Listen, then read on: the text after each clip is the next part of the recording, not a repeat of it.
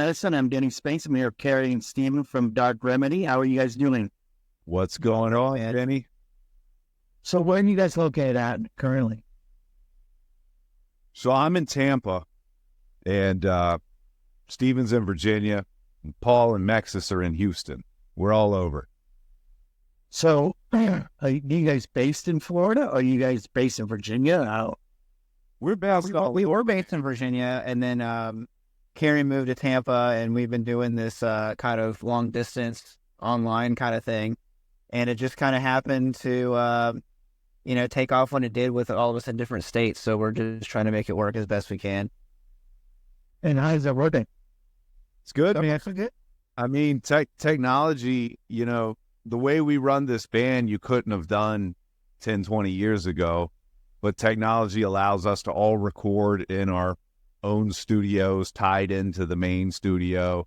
We come together for, videos and photo shoots, and before touring, we'll come together for rehearsals and all that. But, it's great doing it this way. Yeah, I was, while doing my research, I hadn't heard you guys before.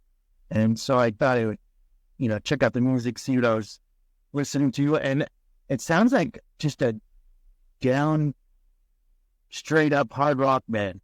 There's no, a lot of stuff that I'm hearing now, I'm not a fan of. And it reminds me of like 2000s early-ish, if you were to go to a Mayhem festival, you guys would be on the bill for sure. Well, we talk about that a lot, and there's a lot of trends that always happen in rock music. Like right now, Bad Omens is on the scene, and you see a lot of Bad Omens clones and things like that. We're not really one to jump on the trends. We're big believers that down the middle, hard rock, just stadium kind of pump you up. Ron, yeah. It's always here, because you notice when these trends happen, there will be, we'll go off to left field for a little while, but it always comes back to the down the middle hard rock bands. And, that's really who we are at the core, and that comes from our inspiration. So, we think it's the most authentic version of ourselves. Yeah, for sure. It's about great songs, and Cary and I grew up listening to great songs, and we're really trying to continue in that tradition, but doing it in this fun kind of new modern rock style. Yeah, so who are your influences? I know we were talking a little bit about Southern Dust earlier. Is who else is in your pocketbook?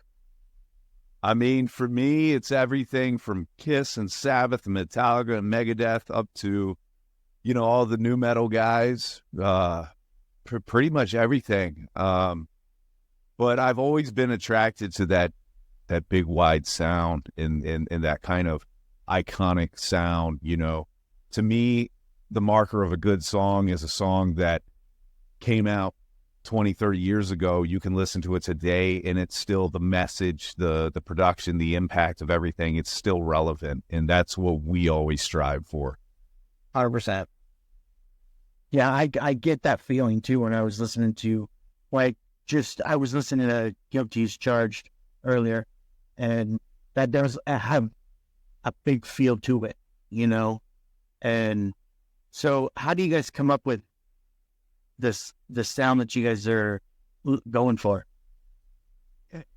It's been a process. When we started out, we were more in the lines of a progressive metal band. And then, when we brought Paul Crosby into the band and we decided that we wanted to make a run at the mainstream, we refined our sound. But I mean, the sound is always being refined. I mean, I can tell you Guilty is a huge leap forward, both in production and I think, right now we are, as songwriters, peak performance. We've been in the studio the past couple weeks, countless hours working on the two follow-ups to Guilty. And I can confidently say that you'll see the sound move even more forward with these next two follow-ups. It just comes out, it's difficult when you have a song in your head and you're like, I want to write this song about this and this style. It typically never works out that way. It's kind of just whatever comes. But the one thing that we harp on is we're always trying to outdo ourselves. We are our own biggest critics. And so every time we release a single, we learn something from it. We refine a little bit more, and then we try to one-up that on the next one. Are you guys putting out a full-length album, or is it an EP, or you just throwing out singles? We're working on an EP right now. So the singles that are coming out are singles from an EP that will be released either at the end of this year or beginning of. Is it going to be like on physical media? I don't know yet, honestly. I would like to see that happen. If for nothing else, for fans to have something that shows. But we really, physical media just isn't what it was anymore, you know? Right. In most of the cars that you buy nowadays, they don't even come with CD players. No, I know it bothers me. I don't know if it bothers you, but it bothers me because I still buy a lot of physical. I still, I still love the handheld, reading everything, and it's not there. I do. I get it, man. Like, we talk all the time about kids today aren't going to understand that feeling of like standing in line at midnight for a release and then opening the CD and seeing the artwork and reading the liner notes and all that.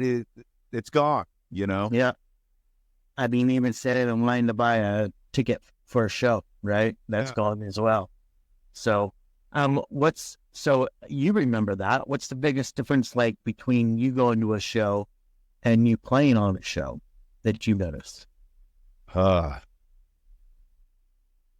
when I go to a show, I'm not stressed beyond belief. I mean, the day that I play a show and I can walk out on stage and I have no jitters is the day that I need to never do it again, because I just feel like if you care that much, you're going to be nervous. You know, Steven and I were talking about it the other day, and we're both be backstage puking, you know, I care that much. Yeah, right. It's nice to go see shows where you can just enjoy. You know, Saturday night I was at Josie Scott's show in Clearwater, and it's just nice to go out and just get to enjoy and not have to worry about, my parts. And yeah, for sure. So, you have anything coming up tour-wise? So I think the plan right now, we initially, the idea was we were going to go out in the fall. We signed a new record deal with Wake Up Music Rock. Shout out to Pepper and crew over there. Fantastic label.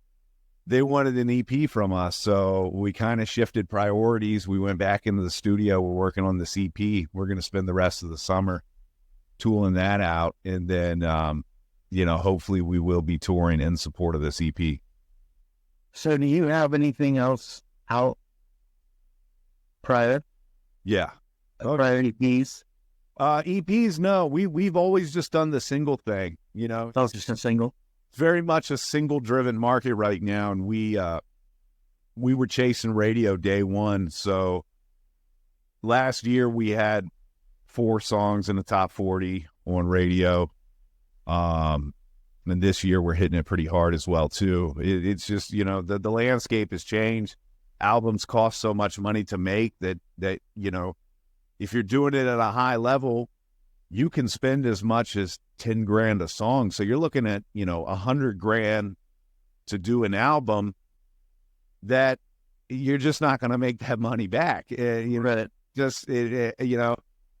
I'm being really honest with the listeners right now. It's a very expensive proposition that financially doesn't make sense. And, we'd like to take money and put it in places in a better way for the fans, like coming out to see them on the road, et cetera, Yeah, for sure. So you mentioned radio. So how has radio been for you? Has it been promising?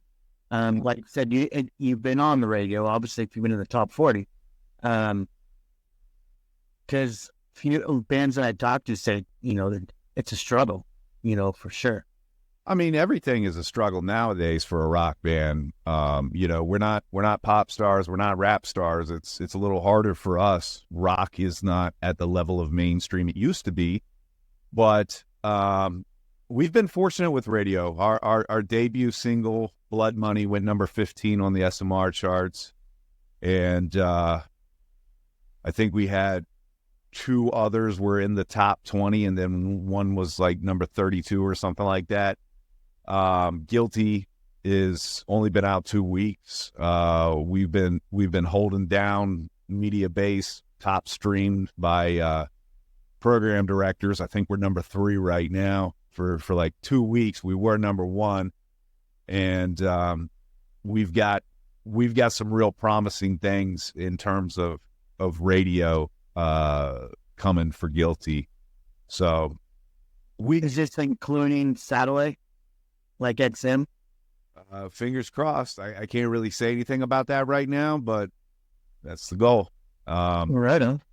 And yeah, I mean, it's, a lot of people dog FM terrestrial radio now, but we just talked about this the other day internally in the band. I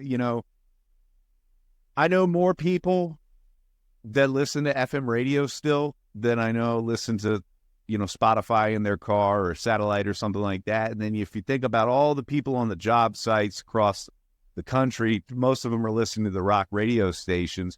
Mm-hmm. You're still reaching, it's not to the level it used to be, but you're still reaching hundreds of thousands of people with each of those stations that you're on. And for us, it's about, if just a couple fans discover us that way, that's a win for us. It's a way for us to put ourselves out there that, hey, if you like us, like, come on, join the Dark Remedy family, Yeah. Right. So how were you able to get on the radio and be in the top 40, where a lot of bands struggle even getting, noticed? Yeah. You had good promoters. It's a good question, and yes, that's it. It all comes down to the team. We have an incredible team behind Dark Remedy. I mean, everybody from our producer, who's Jonathan Norris from Kingdom Collapse, to our graphics guy, to the management, the label, the radio teams, the publicists. I mean, we believe we have the dream team. So that's very important. Any bands out there that are struggling with it, is you got to get the team right. You got to get a team that believes in you. Yes, it really is a group effort, and a lot of the people that are on our team will do things outside of their role just because they believe in the band, and they'll send it off to a buddy, or they'll be at some industry event and say, hey, check this out. So you just have to be really tight with these folks and treat them well, and they'll treat you well too. But we love our team, and they've done great for us, and we hope to do great for them too. I would think that word of mouth is still a big thing. Yeah. Just like it always has been, right? I mean, Absolutely. And I imagine it just because of that word of mouth, you guys are hitting the right people, right? And that's the key, I think, is you being able to hit the right people for a radio station to say, okay, I'm going to play this, because they hard to ever go out of the norm, right? Because every radio station's owned by five big corporations. So to get into that niche, and it says something not only about the band but your team, right? So yeah, the music business used to be a face-to-face handshake kind of business, and now that we've gone all digital and Zoom calls and what have you, you just have to work 10 times harder to get the same results. I'm going to put it that way. But again, just reiterating, like, the people you have working with you is everything. It has a lot to do with how far you get, the morale of the band internally, and just how things are coming across, like how well you want to see something perform versus your expectations, like all that goes into it. And so it's quite a roller coaster ride on the business level and on the emotional level, because, you want to see your song do well, and you spend a lot of time on it, and you want it to do the best it can. So having the right team really is everything. It's the heart of your question there. Does it help with you guys being kind of spread out across the country that you each can go, hey, I'm going to hit this, I'm going to hit that, or is it just all your promotional team?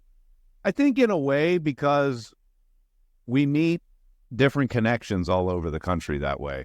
Mm-hmm. Yeah. You know, it is nice when we're able to get together because, you know, obviously it's a lot easier when you're together to get things going, and then you have the physical chemistry is there. But I mean, everything's got pros and cons. There's a lot of pros to how we're doing this right now.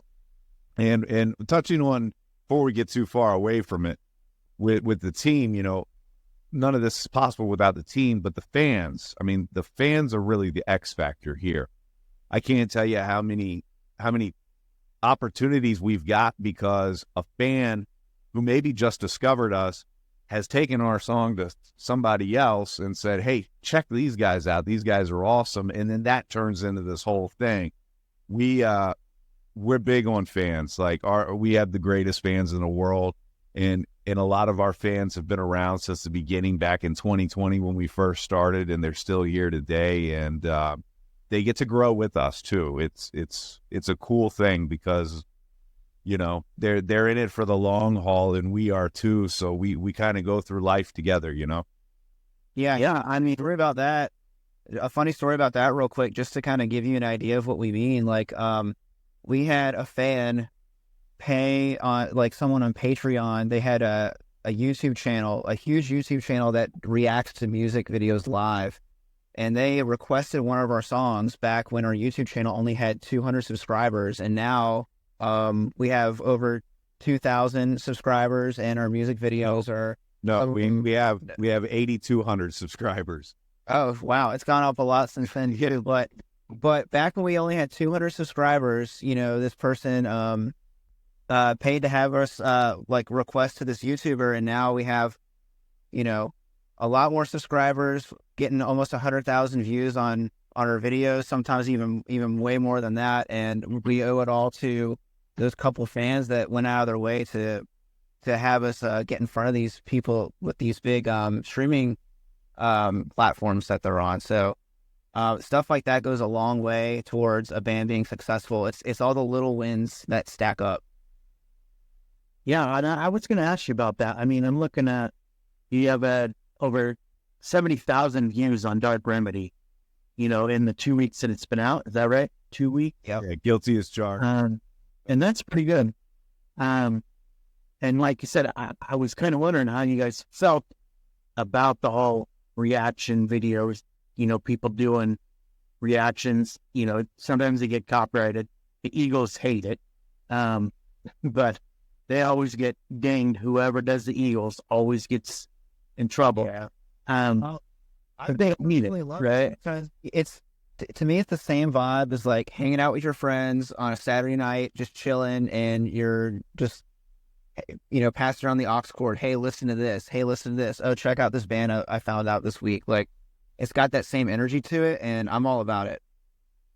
Yeah, I mean, as a songwriter, the biggest compliment you can get is to see how something you wrote affects somebody, how they connect with it. I mean, because that's what it's about. At the end of the day, who gives a shit what we think? It's what you think, what this means to you. Yeah, I agree. I enjoy watching some of these reactions sometimes because it just cracks me up.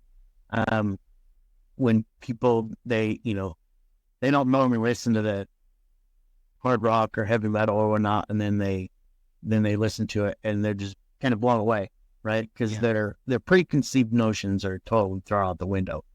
And I think some of these live stream channels too, where the whole audience gets involved, like that's really cool. It's literally like you're hanging out with your friends and you're getting that feedback in real time. Yeah, and I think that's actually becoming more popular as the whole live stream, whether it's music or movies or whatever it is. And you know, it's amazing to me. And you're going to see, well, they're doing live concerts through that as well. You know, I don't know if that's something you guys plan on doing in the future, stuff like that. I mean, coming out of the pandemic, you know, people were doing that. So, it's always an opportunity. I'm all about what can we do with technology that nobody else is doing. So things like that are definitely top of mind. I've seen recently Avenged Sevenfold did a concert fully in virtual reality. So for like people who have Oh, really? Oculus, which it was kind of freaky. I checked it out, and like it's like you're like right there with the guys, and on top of them basically. It was freaky. Metallica just had a partnership with Fortnite. Yes, I read that this morning. That was the coolest thing I've ever seen any band do crossover wise with a video game. They played 6 songs, and the user got to go through these levels. Each song had like For Whom the Bell Tolls. You were like going through a cavern with these giant bells you had to dodge, and they just integrated it seamlessly with the game. So it's like, there's a lot of kids that had never heard of Metallica. That's their first discovery. But for like me, an older guy who grew up on Metallica, it's like rediscovering the song again and giving new life to the song. Yeah. So yeah, eventually, we would love to partner with somebody and do, see how far we can push technology with music. Well, the possibilities are pretty much endless. If you keep an open mind, right? If you take that video game aspect, if you take the YouTube or any of these online companies and you use them to your advantage, which is very well possible. It's not, and it might be a grind, but there's ways to do it. And now you got this whole, I don't know how you feel about the whole AI situation. AI, it's just blowing my mind what it can do every other day. It's something new. I've heard them do like full music to, creating scripts for movies, and I'm wondering, okay, you can be able to tell the difference. So yeah, a lot of times you can. I think that's going to be the next challenge on the music horizon. I mean, you already see it with Spotify. Kind of had to crack down on how they're doing payouts and stuff like that to kind of combat, you'll have these Spotify accounts that just load up with hundreds of AI songs just to hit algorithms and all that. Oh. So it's going to be a challenge, but I mean, you're never going to replace that human touch. You just can't. Well, you can have AI all you want, but I mean, who's going to come and see it live, right? Right. And that's bread and butter for any band. I mean, people can say AI, but the rap and hip hop and pop, they do a lot of that stuff anyway. Whether it's a lot of the fills and stuff that they've been doing, Yeah. So it's just to another level, I think. Yeah, I think eventually it's going to backfire, and there's going to be a big backlash. Something's going to happen. Somebody big's going to get caught doing it, and there's going to be a big backlash, and then it'll be. Well, I figure it'll probably be phased out. I mean, you always see about the holograms, right? And they're really cool at the moment, right? And then every couple of years another one pops up, but I mean, it's not anything that's going to be standardized where I'm just going to go see, whomever Elvis, hologram in Vegas, which will probably happen one of these days. But I mean, it just, technology isn't there yet. Right. I don't think. No. So you got a few songs you said that are coming out. How often are you guys releasing these? Every couple months? Yeah. We've been, since the beginning, since 2020, we've been, every 2-3 months, we got something. We're always writing. We're always in the studio. We're always working on the next thing. I mean, when you talk about a hungry band, it doesn't get much more hungry than us. We're constantly grinding. So, content is king in today's world, and you've always got to stay top of mind with the fans, otherwise they forget about you. So we're making sure nobody forgets about us. That's a pretty good indicator of where we're going. We're working on the EP right now, there's going to be more singles off of that, more videos. We're actually going to fly out this month, shoot a couple more videos. And once the EP's wrapped up and in a good spot, we're going to be shifting over into live mode. So, you know, a lot of the music that we do, we kind of write with what the live show is going to be like in mind. So really, we believe that the live show is going to be like the pinnacle Dark Remedy experience. We're hoping to deliver something a little bit different, and you know, more of an experience for the fans. So we're itching to get out there. So what can fans expect for someone who hasn't seen you before? Well, I could tell you that first tour is going to be off the chain because we have a lot of pent up energy. Most of well, pretty much every one of us in the band, like we feel most at home on the stage, and we haven't gotten to do that yet with Dark Remedy. So, you know, we've got a couple years of just pent up shit that we're ready to get out there. So you're not going to want to miss it for sure. Like Cary and I are very much fans of bands like Kiss and Ghost that have huge productions, and so obviously we're going to do the best we can with where we're at, but at the same time we're down to earth people, and we just want to have fun with everybody too. So it should be a pretty fun experience, real casual, but also you know, a spectacle with whatever we can do at the moment. We're definitely going to give it 110%. So, and expect to be able to meet us too, because we're not one of those bands that runs to the bus after they play. We stay, we hang out, we want to meet, we want to shake every hand, we want to meet everybody that's there, because without the fans, you know, we would be nothing. And they're like family to us. We love meeting them, we love hearing their story, we love hearing what the songs mean to them, you know. So awesome. Yeah, I'm gonna come check you out if you guys rolling it down. Again, I'm based in Kansas City, so once you guys come in town, I'll send you guys a message and we'll see if we can make something happen. Maybe we'll do interviews beforehand or whatnot. Absolutely, love to do it. So, Cary, Steven, I want to thank you guys very much for hanging out with us today, and can't wait to see what you guys have coming up in the future. Thank you so much for having us. Absolutely. thank you. Absolutely. Have a good day. You too, bud. Bye.